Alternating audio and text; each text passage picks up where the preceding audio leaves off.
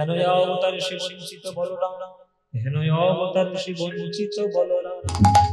বলরাম দাসের পদাবলী গে আমরা আজকে গৌর চন্দ্রিকা সমর্পণ করলাম। তাই মায়েরা যেখানেই থাকবে গৌরের নাম করে নেবে, একবার যেখানেই থাকবে গৌরের নাম করে নেবে। এই আজকের এখানে প্রতাপ বাবুর বাড়িতে কীর্তন শুনতে এসছো, এখানেও গৌর নাম করছো, বাড়িতে গিয়ে এখানে আবার ভুলে গেলে না, ফের যেন সিরিয়ালের গোড়ায় বসবে না। মানে বলে আর কি লাভ, কথা শোনে না, কথা কেউ শোনে না, এখনকার দিনের কথা কেউ শোনে না। হ্যাঁ, লেখা আছে ওই ট্রাফিক গার্ডে লেখা আছে মোবাইল ফোন নিয়ে কথা গাড়ি চালাবেন না, ও মোবাইল ধরেই গাড়ি চালাচ্ছে। মানে আমরা এত অবাধ্য, মানে যেটা আইন আমরা ঠিক তার বিপরীত যাব, এবং সবসময় যে ঘটবে আমরা জানি, কিন্তু তবু আমাদের এই দশা। সন্ধ্যেবেলা করে সিরিয়াল গুলো বন্ধ করুন, দেখবেন সংসারে অনেক শান্তি আসে। বন্ধ করে একবার দেখুন, এক বছর, আমি এক বছর আপনাকে সময় দিই, এক বছর সিরিয়ালটা বন্ধ করে দেখবেন সংসারে শান্তি ফিরবে। হ্যাঁ, ওই জন্য আপনারা সকাল সন্ধ্যে সময় যখন পাবেন মনুষ্যত্বের শিক্ষা নেবেন। রবীন্দ্রনাথ, বিবেকানন্দ, রামকৃষ্ণ, মহাপ্রভু, হ্যাঁ, যত বড় বড় আমাদের বাংলার মহামানব রয়েছে তাদেরকে নিয়ে একটু থাকার চেষ্টা করবেন, দেখবেন অনেক শান্তি পাবেন জীবনে। তাই সকাল সন্ধ্যে যখনই হবে গৌরাঙ্গের নামে গিয়ে নেবে, রাস্তা ঘাট বাড়ি ঘর মাঠ যেখানে যখন মনে হবে তখন গান, কোনো নিয়ম নেই, কোনো নিয়ম নেই, অত নিয়ম নিয়মের ধার ধারি না। আপনি যখন মায়ের সঙ্গে দেখা করতে যান, পঞ্জিকা খুলে খুলে দেখা করতে যান যে কবে শুভক্ষণ হবে, কবে মাকে দেখবো, মাকে দেখতে যাব, মন যখন চাইবে তখন দেখতে যাব। ভগবানের নাম করবেন যখন মন হবে তখন করবেন, রাত 1টার সময় করলেও হবে, ভোর 4টার সময় করলেও হবে, কোনো চিন্তা নেই। ভজ গৌরাঙ্গ কহ গৌরাঙ্গ, গৌরাঙ্গের নাম রে, ভজ গৌরাঙ্গ কহ গৌরাঙ্গ, কহ গৌরাঙ্গের নাম রে। হঠাৎ করে গানটা ধরে ফেলেছি, এদের ভালো লাগে কিনা সেটা জানতে হবে। ভালো লাগে কি? যদি লাগে তাহলে গাইবো, নইলে বেকার সময় নষ্ট করতে লাভ নাই। গাইবো না গাইবো না গাইবো, তাহলে এই গানটা ভালো লাগে তো? সত্যি বলছে মায়েরা, সত্যি সত্যি বলো। সিরিয়ালের দিব্যি দিব্যি না দিলে কথা শুনবে না তো কি করবো? হ্যাঁ, কি গো, ভালো লাগে তো? তাহলে এই ভজ গৌরাঙ্গ নাম নিশ্চয়ই ভালো লাগে। ভজ গৌরাঙ্গ কহ গৌরাঙ্গ, লহ গৌরাঙ্গের নাম রে। এই গানটা তোমাদের যাদের যাদের ভালো লাগে না, উলুধ্বনি দাও জোরে জোরে।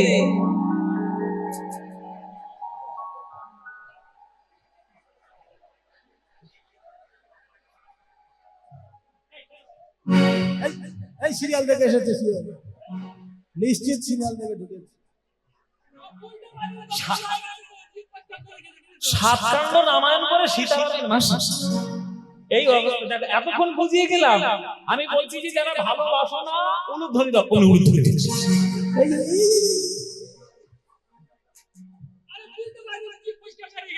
বলে বাবা জি ফসকি বেরিয়ে গেছে, কি করবো? ও মায়েরা, ভুল হয়েছিল, ভুল হয়েছে, তাহলে শুধরে নাও। এইবার যারা যারা ভালোবাসো উলুধ্বনিটা তারাই দাও দেখি।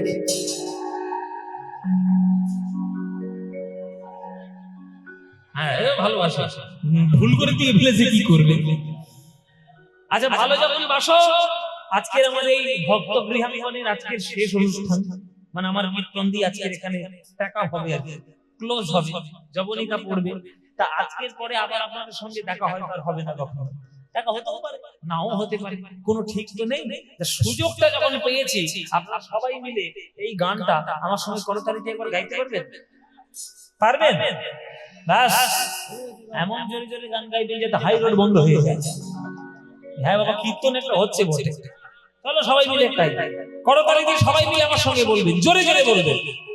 হ্যাঁ, ভজ গৌরাঙ্গ কহ গৌরাঙ্গ, লহ গৌরাঙ্গের নাম রে।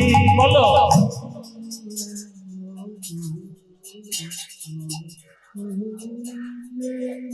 বাহ, এই তো। ভজ গৌরাঙ্গ কহ গৌরাঙ্গ, লহ গৌরাঙ্গের নাম নাম রে। বলো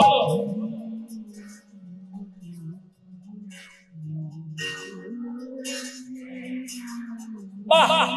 যে জন গৌরাঙ্গ ভজে সে হয় আমার প্রাণ রে। বলো যে জন।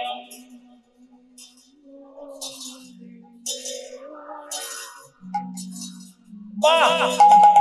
প্রভাত কালে হা গৌরাঙ্গ যে বলে একবার রে। প্রভাত কালে যে বলে দিন গেলে হা গৌরাঙ্গ যে বলে একবার রে। দিন গেলে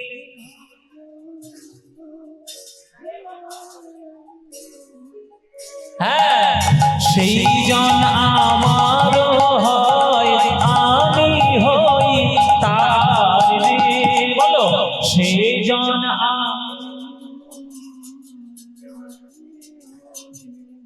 হ্যাঁ এবার হাত তুলে ভজ গৌরাঙ্গ ভজ গৌরাঙ্গ ভজ গৌরাঙ্গে নাম রে। ভজ গৌরাঙ্গ ভজ গৌরাঙ্গ ভজ গৌরাঙ্গে নাম রে। আহা যে গৌরাঙ্গ ভজে সে হয় আমার প্রাণ রে। যে জনা গৌরাঙ্গ ভজে সে হয় আমার প্রাণ রে। বলো ভজ গৌরাঙ্গ উলুধ্বনি উলুধ্বনি গৌরাঙ্গের নাম রে। ভজ গৌরাঙ্গ গৌরাঙ্গের নাম রে। ভজ গৌরাঙ্গ গৌরাঙ্গের নাম। বলো আনন্দ হয়েছে হয়েছে সত্যি বলছো? এই আনন্দ আর কোথাও পাবে? যতই কাঁচা বাদাম আর ভাজা বাদাম শোনো, গৌরাঙ্গের নামের থেকে আনন্দ বেশি পাবে কোথাও নাই। এই গান তাহলে আনন্দ পেয়েছেন তো? তাহলে এই গান আনন্দ যখন পেয়েছেন, যেখানে কীর্তন হবে সেইখানে ছুটে যাবেন প্রত্যেক বছর, তবেই কীর্তন আনন্দ পাবে। কেমন? চলো আজ আজ এই গৃহাঙ্গনে ভগবান জগন্নাথ দেবের শ্রী বিগ্রহ প্রতিষ্ঠা। সেই ভগবান জগন্নাথ কলিযুগের তিনি আমাদের সাক্ষাৎ ভগবান। তার সঙ্গে এই গৌরাঙ্গ মহাপ্রভুর নিবিড় সম্পর্ক। তিনি জগন্নাথকে এত ভালোবাসতেন যে প্রাণবধূ বলে তিনি মনে করতেন। হ্যাঁ, সেই জগন্নাথের সঙ্গে মহাপ্রভুর যে সম্পর্ক, সেই লীলা আজকের আমরা সাধন করব। কেননা জগন্নাথের প্রসঙ্গ, জগন্নাথের বিগ্রহ প্রতিষ্ঠা, তাই এটা আমাদের কর্তব্য যে মহাপ্রভুর সঙ্গে জগন্নাথের লীলা আমরা দর্শন করব।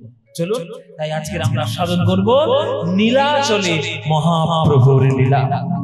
নীলাচলে আমার মহাপ্রভু কেমন করে জগন্নাথ দেবের সঙ্গে তার নিবিড় সম্পর্ক গড়িয়েছিলেন, সেই ঘটনা আমরা সবাই মিলে জানি। চলুন তাহলে সেই লীলা সাধন করা যায়।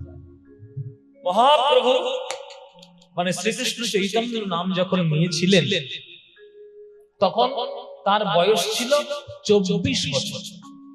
এখন লেখা রয়েছে চৈতন্য ভাগবত যে 24 বছরের যেই মাঘ মাস, তাহার শুক্লপক্ষে প্রভু করিলেন সন্ন্যাস। মানে মহাপ্রভুর জন্ম হয়েছিল ফাল্গুন মাসে। এবার ফাল্গুন মাসটার আগে কোন মাস? মাঘ মাস। মাঘ মাস, মাঘ তবে ফাল্গুন। এই যে পৌষ মাসের যে সংক্রান্তি, সংক্রান্তির দিনে মহাপ্রভু গৃহ ত্যাগ করেছিলেন। আর পয়লা মাঘে গিয়ে তিনি কাটোয়াতে কেশব ভারতীর কাছে সন্ন্যাস মন্ত্রে দীক্ষা গ্রহণ করেছিলেন।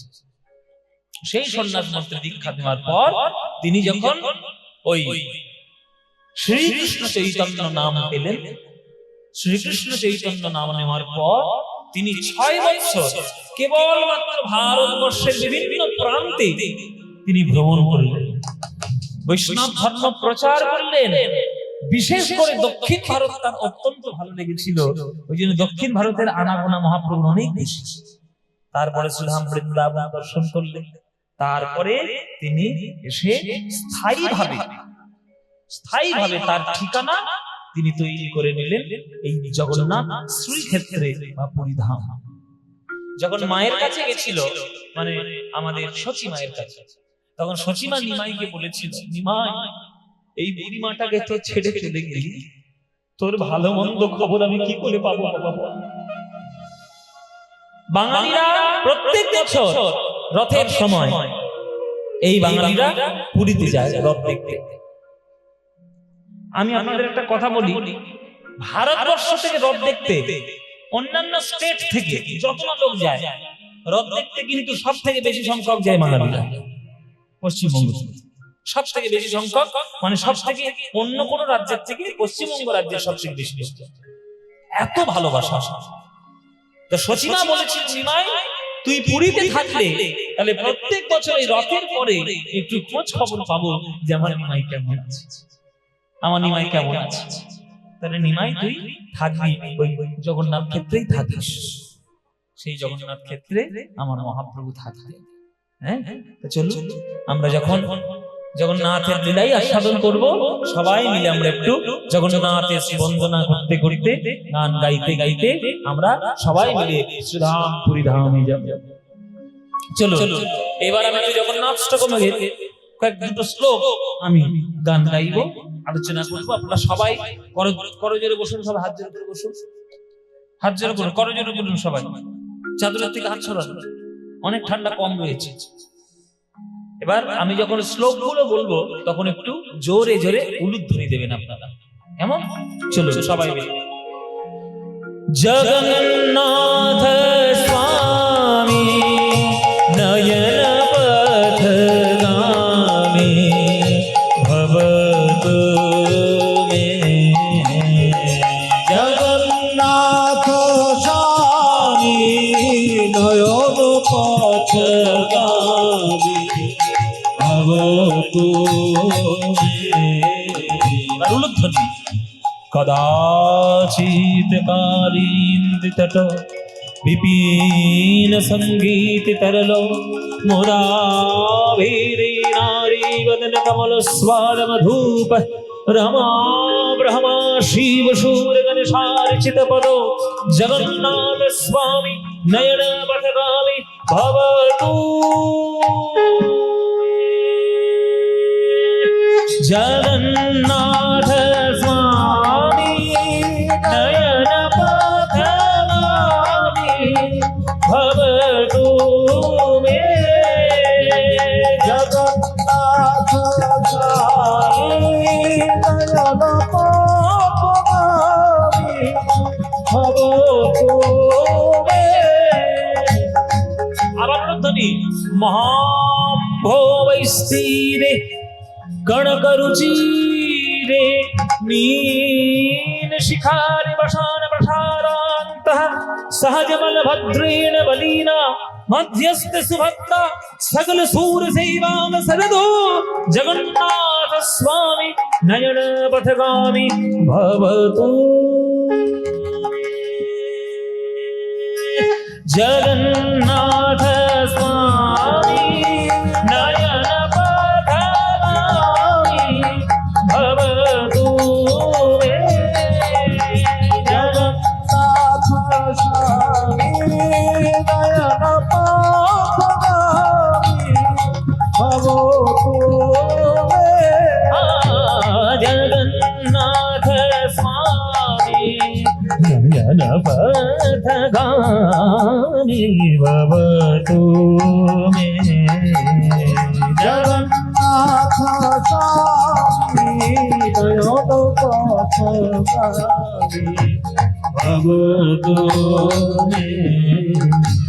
गरे गम गरे गरे गम गम गरे गम बम गम गरे गम बम गरे गम गने नि धने नि द बम ब बम ब मने नि धने नि द बम ब गम ब धने नि द गम ब धने नि द गम ब धने नि द जगन्नाथ स्वामी नयन पथगामी माने माने गरे गरे धने नि धने द बदने द द द द नि द नि द नि द नि नि नि नि नि नि द pa ma da pa ba ga ma ga re sa re ga re ga pa ga pa ni re sa ga pa ni re sa ga pa ni re sa Jagannath স্বামী নয়ন পথগামী भवतु मे भवतु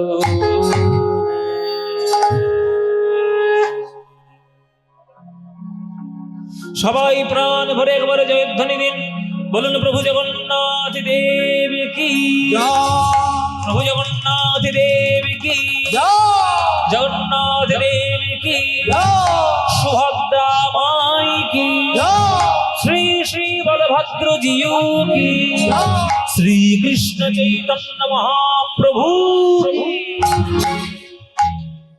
জয় জগন্নাথ, বলুন জয় জগন্নাথ। হ্যাঁ, জগন্নাথ হলো কলিযুগের সাক্ষাৎ ভগবান। জগন্নাথ মন্দির ভারতবর্ষের মধ্যে এত রহস্যময় মন্দির, সে আপনি মানে বিচার করতে পারবেন না, সাংঘাতিক ব্যাপার।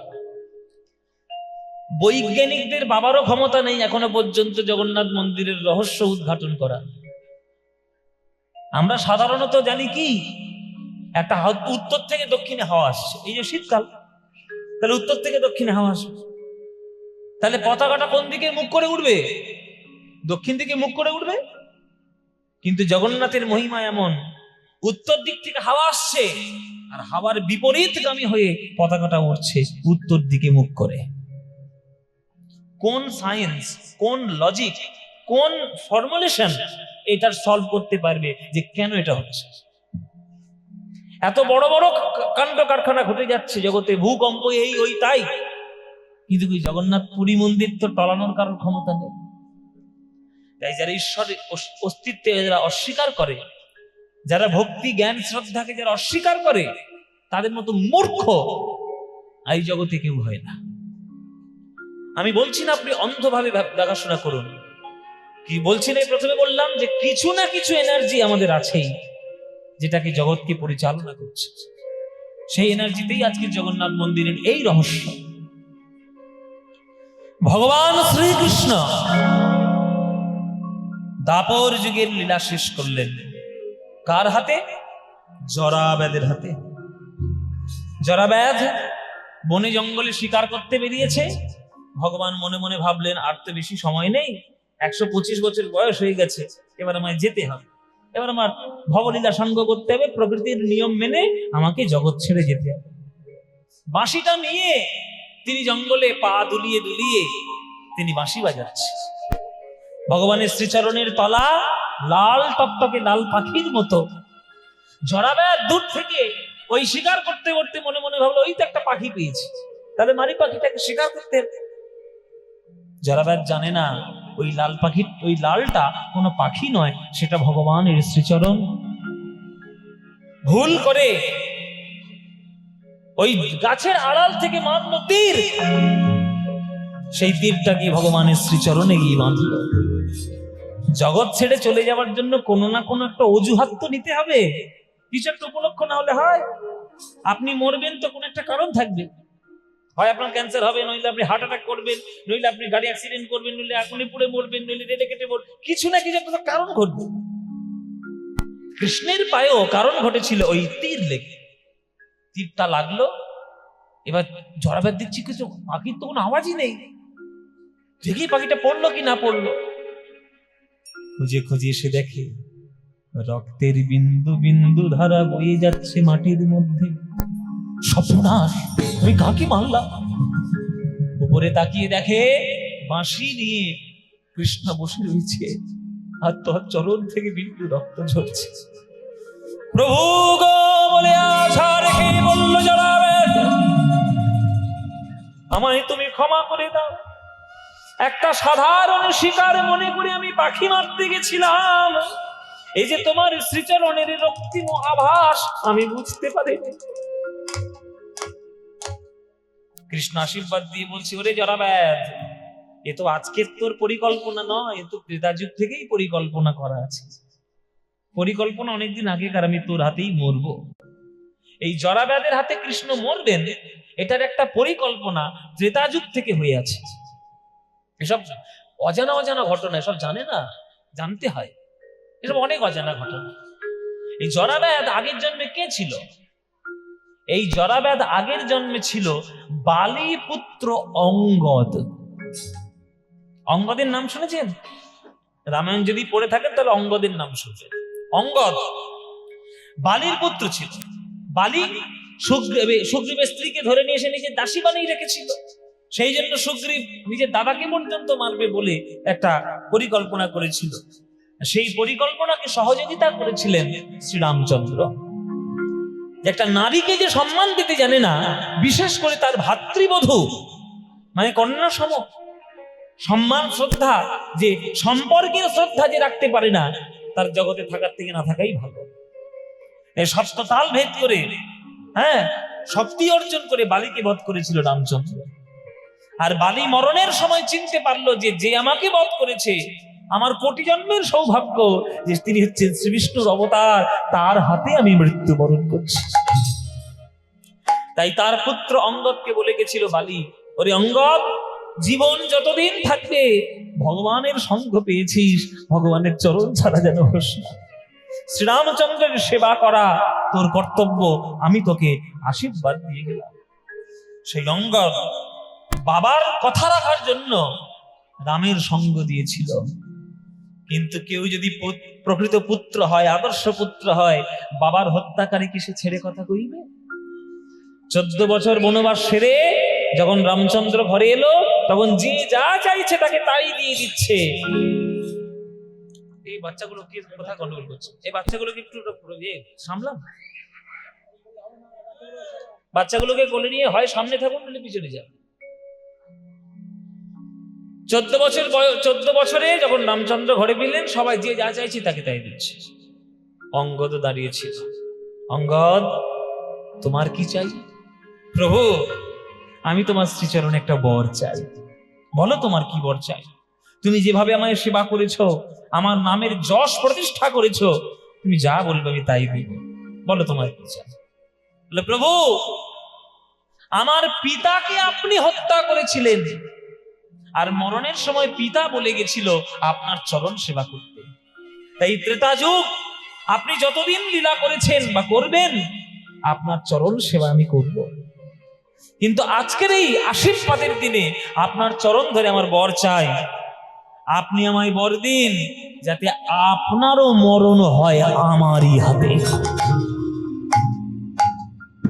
কেননা আমি একটা পুত্র হয়ে আমার পিতার হত্যাকারীকে ছেড়ে দিতে পারি না। তাহলে পুত্র ধর্ম থেকে আমি বঞ্চিত হব? বলুন, আমার হাতেই যেন আপনার মরণ হয়, এই বরটা আপনি আমাকে দিন।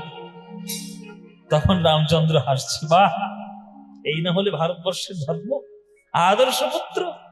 যাও, তথাস্তু, তাই হবে। তোমার হাতেই আমার মরণ হবে, তবে এই জন্মে আর হবে না। এই জন্মে সে ক্ষমতা তোমার নেই। আগামী জন্মে যখন দাপর যুগে কৃষ্ণচন্দ্র রূপে আমি আসব, তখন তুমি জরাব্যাধ রূপে জন্মগ্রহণ করবে, আর আমার লীলা অবসান তোমারই শ্রীহস্তে আমার ঘটবে। সেই অঙ্গদ জন্মগ্রহণ করেছিল দাপর যুগে জরাব্যাধ, আর তার হাতেই ওই তীর চালিয়ে কৃষ্ণকে মরণ হয়েছিল। কৃষ্ণ যখন মরণ হলো, কৃষ্ণ যখন দেহ ত্যাগ করলেন, ভগবান কৃষ্ণ এই জগৎ ছেড়ে তার নিত্যধামে চলে গেলেন, তখন তার দেহটাকে পুড়ানো হলো চন্দনের কাষ্ঠে। আর আপনারা সবাই জেনে রাখুন, চন্দনের কাষ্ঠে বা যে কোনো কাঠের আগুনে যদি মানুষের দেহ পড়ে, তাহলে সব পুড়ে গেলেও একটা জিনিস কিন্তু পড়ে না। বলুন তো কোনটা পড়ে না? নাভি কুণ্ডলটা পড়ে না। শ্রীকৃষ্ণের দেহটাকে পুড়ানো হলো, সব পুড়ে গেল, কিন্তু নাভি কুণ্ডলটা পড়ল না। সেই নাভি কুণ্ডলটা যদুকুল বংশধরগণ সোনার ঘটিতে করে মুখটা বন্ধ করে ভাসিয়ে দিল গুজরাটের সমুদ্রে, জলে তর্পণ করে দ্বারকার সমুদ্রে।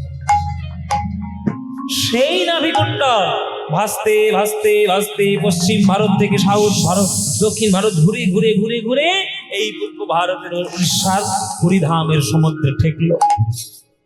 যেই ঠেকলো ভগবান কৃষ্ণ স্বপ্ন দিলেন, যা তোরা সবাই যা, অমুক জায়গায় দাপর যুগের নাভিকুণ্ডল ভেসে এসেছে, তোরা নিয়ে আয়, আমার এই দারু ব্রহ্ম জগন্নাথ মূর্তির মধ্যে প্রতিষ্ঠা কর। সেই থেকে পান্ডারা, ব্রাহ্মণরা, ভক্তরা ছুটে গিয়ে সেই ভাণ্ড উদ্ধার করে নিয়ে এলো। আর সেই জগন্নাথ দারু ব্রহ্ম সেই মূর্তির মধ্যে সেই নাভি কুণ্ডল প্রাণ রূপে প্রতিষ্ঠা করলো। সেই প্রাণ প্রতিষ্ঠা নিয়ম আজ পর্যন্ত চলে আসছে। 12 বছর অন্তর অন্তর জগন্নাথ দেবের দেহ পরিবর্তন হয়। সেই উৎসবটার নাম হচ্ছে নবকলেবর উৎসব।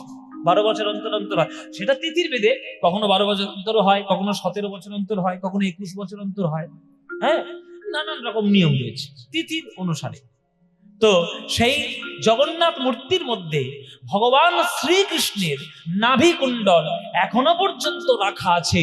তাই জগন্নাথ দেবকে বলা হয় সাক্ষাৎ ভগবান কৃষ্ণের দ্বিতীয় স্বরূপ।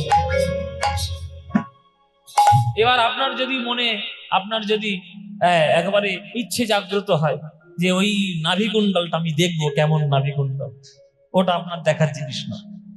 ওটা আপনি কেন ভারতবর্ষের রাষ্ট্রপতি ওটা দেখতে পারবেন না। ওই নিয়ম জগন্নাথ দেবের মন্দিরে নেই। সেই কেবলমাত্র অনুভব করতে পারে যে পুরনো দেহ থেকে নাভি কুণ্ডলটা নিয়ে নতুন দেহে প্রাণ প্রতিষ্ঠা করে। এই প্রতিষ্ঠাটা যিনি করেন, যেদিন করবেন সেই দিন থেকে 3 মাসের মধ্যে তার মরণ নিশ্চিত হবেই হবে তার মরণ। কিন্তু সেটা জানার পরেও সে নিজের প্রাণের আহুতি দিয়ে ওই কার্যটি এখনো পর্যন্ত 12 বছর অন্তর অন্তর হয়ে আসছে। কত সাংঘাতিক ব্যাপার চিন্তা করুন। এই সমস্ত মন্দির ভারতবর্ষের কত ঐতিহ্যশালী, অথচ আমরা সেই মন্দিরকে এখনকার দিনে কি বানিয়েছি, নিজেদের আমোদ প্রমোদের জায়গা বানিয়েছি। কিছু মনে করবেন না বাবা, আমার তো কড়া কড়া কথা, কারোর গায়েও লাগতে পারে। জগন্নাথ পুরী আপনাদের আমোদ প্রমোদের জায়গা নয়, হাজার হাজার ভক্তদের সাধন ভূমি জগন্নাথ ক্ষেত্র। জগন্নাথকে বলা হতো আগেকার দিনে নীল মাধব। আর জেনে রাখবেন, জগন্নাথের পূজারী যারা, তারা চিরকাল কখনো ব্রাহ্মণ নয়, শবর জাতি জগন্নাথের উপাসক ছিল। শবর, সুতরাং ভগবান জগন্নাথ জাত পাত ধর্মের ঊর্ধ্বে। ওই জন্যই ভগবান জগন্নাথ রথে করে সকল ভক্তদের দর্শনের জন্য তিনি যান। এই হচ্ছে জগন্নাথের মূর্তি, জগন্নাথের প্রতিষ্ঠা। সেই জগন্নাথ সাক্ষাৎ ভগবান কৃষ্ণের দ্বিতীয় স্বরূপ। তাই ভুলেও কোনোদিন ওই কাঠের মূর্তি বলে তাকে মনে করবেন না। আমার সৌভাগ্য হয়েছে তাকে দর্শন করার। তোমাদের অত্যাচারের জন্য এখন আর জগন্নাথের বেদিক ধরে আর কাউকে পুজো করতে দেয় না এই উড়িষ্যার ব্রাহ্মণগণ এবং যারা পান্ডা রয়েছে। তোমাদের অত্যাচারের জন্য। হ্যাঁ, কেন? ওই মোবাইল গুলো নিয়ে ঢুকছে আর জগন্নাথের সঙ্গে সেলফি তুলছে। কি অসভ্য! এটা ছ্যাবলামি মারার জায়গা। ওগুলো ছ্যাবলামি করার জায়গা নয়। ছ্যাবলামি করতে নেই। শ্রদ্ধা, ভক্তি, প্রেম, এইগুলো যদি তুমি ওখানে করো তবেই তুমি জগন্নাথের কৃপা পাবে। তোমার ছ্যাবলামি করার জন্য জগন্নাথের মূর্তি তিনি বসে নেই, ওই জন্যই ঘিরে দিয়েছে তোমাদের অত্যাচারের জন্য। তাই আপনাদেরকে সবাইকে আমি হাত জোড়ে করে অনুরোধ করব, এবার থেকে পুরীতে যখন যাবেন অভক্তদের সঙ্গে নিয়ে যাবেন না। অভক্তদের সঙ্গে নিয়ে পুরী যাবেন না। অখাদ্য কুখাদ্য খেয়ে নালার মধ্যে মুখ ঢুকিয়ে পড়ে থাকবেন না। ওইটা জগন্নাথ দেখার জন্য নয়। আর সমুদ্রের জলে স্নান করে ভাববেন না যে আপনি বিরাট বড় কিছু উদ্ধার করে ফেলবেন।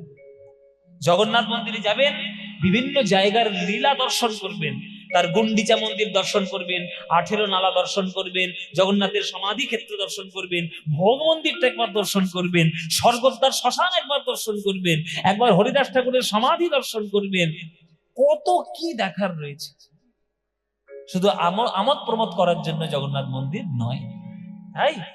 তাই জগন্নাথ সাক্ষাৎ ভগবান কৃষ্ণ। জগন্নাথ স্বামী নয়ন পথগামী ভবতু মে। হরি বল, হরি হরি হরি। জগন্নাথ স্বামী নয়ন পথগামী ভবতু মে। জগন্নাথ স্বামী নয়ন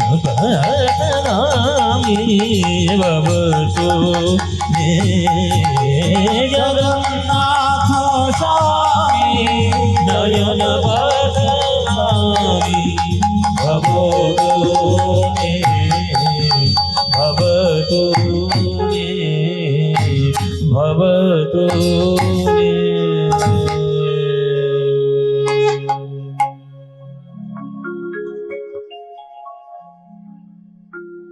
মহাপ্রভু এসেছেন পুরীধামে। ওগো জগন্নাথ,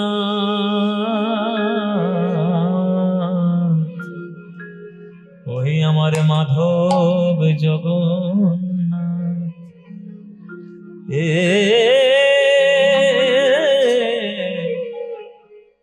জগন্নাথকে আস্তে আস্তে কি কথা বলছে তো, এই যে পিছন দিকের মাগুলো কি প্রসাদ খেয়ে এত কথা কেন? আস্তে। জগন্নাথকে ভগবান মহাপ্রভু ভগবান সাক্ষাৎ কৃষ্ণ বলে মনে করতেন, অথচ আশ্চর্যের বিষয় স্বয়ং মহাপ্রভু কখনো জগন্নাথের বেদির সামনে কোনোদিন যাননি। চিরকাল তিনি জগন্নাথকে দর্শন করেছেন। এই গরুড় স্তম্ভ রয়েছে, দেখবে জগন্নাথের মূর্তি বিগ্রহের সামনে অনেকটা দূরে গরুড় স্তম্ভ আছে। ওই গরুড় স্তম্ভের আড়াল থেকে জগন্নাথকে দেখতেন। কেন না, জগন্নাথকে তিনি প্রিয়তম বলে মনে করতেন, আর নিজেকে শ্রী রাধিকা প্রিয়তমা বলে মনে করতেন। এই যে অভূতপূর্ব মধুর প্রেমের সম্পর্ক মহাপ্রভু জগন্নাথের সঙ্গে করেছে। আর জগন্নাথকে যেই দেখতেন মহাপ্রভু একটা গান গাইতেন। মহাপ্রভুর খুব গান, সে গানটা খুব মহাপ্রভুর খুব প্রিয়, তিনি গাইতেন সে গানটা। সে গান 700 বছরের পুরনো গান। কত বছর বললাম না, এরা 700 বছরের পুরনো গান এখনো আমরা গাই। যারা গুরুর কাছে কীর্তন শিখেছি, কীর্তন গুরুর কাছে, তারা এখনো সে গান আমরা জানি। 700 বছরের পুরনো গান। জিজ্ঞেস করুন অন্যান্য শিল্পীদের, একটা গান শোনান তো 700 বছরের পুরনো গান, কেউ পাবেই না খুঁজে। কিন্তু কীর্তনের মধ্যে রয়েছে 700 বছরের পুরনো গান, যেটা মহাপ্রভু গাইতেন সেটা আমরাও গাই।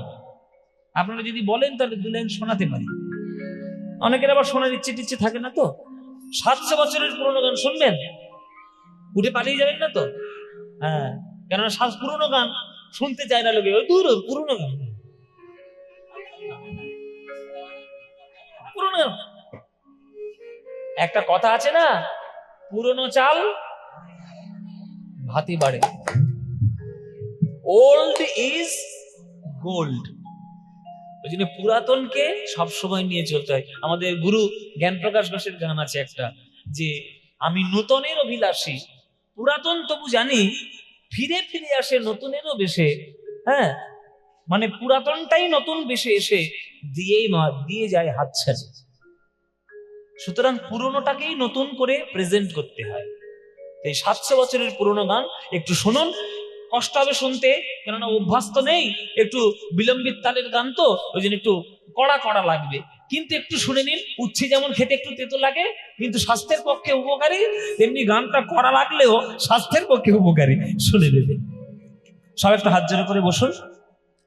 মহাপ্রভু জগন্নাথের দিকে এইভাবে তাকিয়ে আছে, মানে আড়াল থেকে দেখছেন তো, যেমন কোনো গোপনীয় প্রেমের ব্যাপার।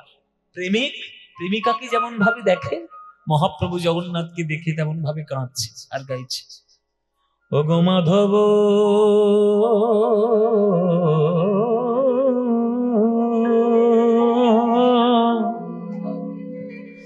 মাধব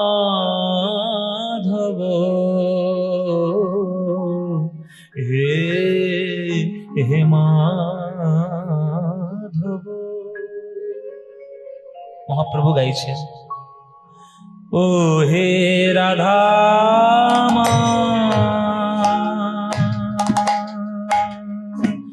ও মাধব হে বহুত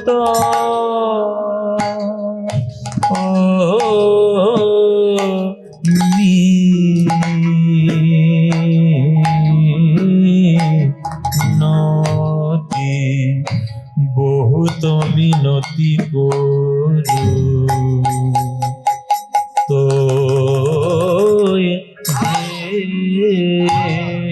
ও হে রাধা ও মাধব এই নিবেদন তব পায়ে চরণ ছাড়া করো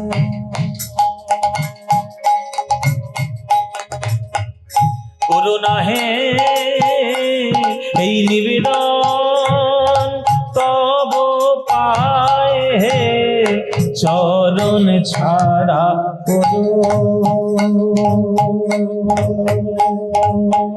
করুণা হে এই নিবেদন তব পায়ে হে আমি ওই চরণে